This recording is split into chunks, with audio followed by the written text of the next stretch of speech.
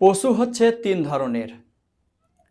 এক ধরনের পশু যারা মানুষকে কষ্ট দেয় না, মানুষের ক্ষতি করে না, আর যদিও ক্ষতি করে সেটা খুব হাতে গোনা।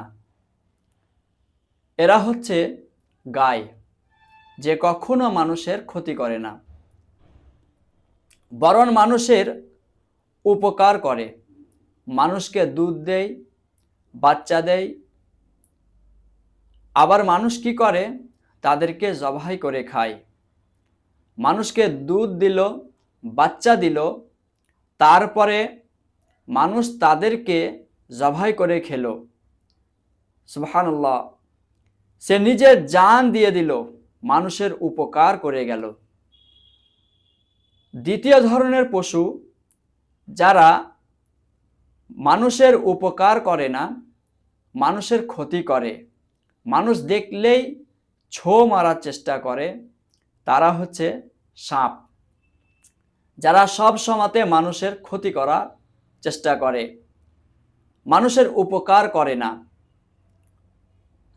তৃতীয় ধরনের পশু হচ্ছে যে মানুষের উপকারও করে না, তেমন মানুষের ক্ষতিও করে না।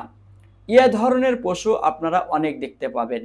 তো আমরা বুঝতে পারলাম পশু হচ্ছে তিন ধরনের।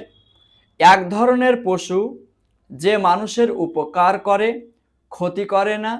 দ্বিতীয় ধরনের পশু যারা মানুষের ক্ষতি করে, উপকার করে না। তৃতীয় ধরনের পশু যারা মানুষের ক্ষতিও করে না, তেমন উপকারও করে না। আমার বলার উদ্দেশ্য হচ্ছে, হে মানুষেরা, আল্লাহ সুবহানাহু ওয়া তাআলা আমাদেরকে আশরাফুল মখলুকাত করে সৃষ্টি করেছেন, সর্ব উত্তম করে সৃষ্টি করেছেন। ইমাম গজ্জালী রহমতুল্লাহি তাআলা আলাইহি বলেন, হে মানুষ, তুমি যদি প্রথম পশুর মতো না হতে পারবে, কমপক্ষে তৃতীয় ধরনের পশুর মতো হও। মানুষের উপকার না করতে পারলেও মানুষের ক্ষতি করতে যেও না। আর যদি মানুষের ক্ষতি করতে যাবে, ছো মারার চেষ্টা করবে, তাহলে তোমার মধ্যে আর সাপের মধ্যে কোনো পার্থক্য থাকবে না। আল্লাহ সুবহানাহু ওয়া তাআলা যেন আমাদেরকে মানুষের উপকার করার তৌফিক দান করেন। আমিন।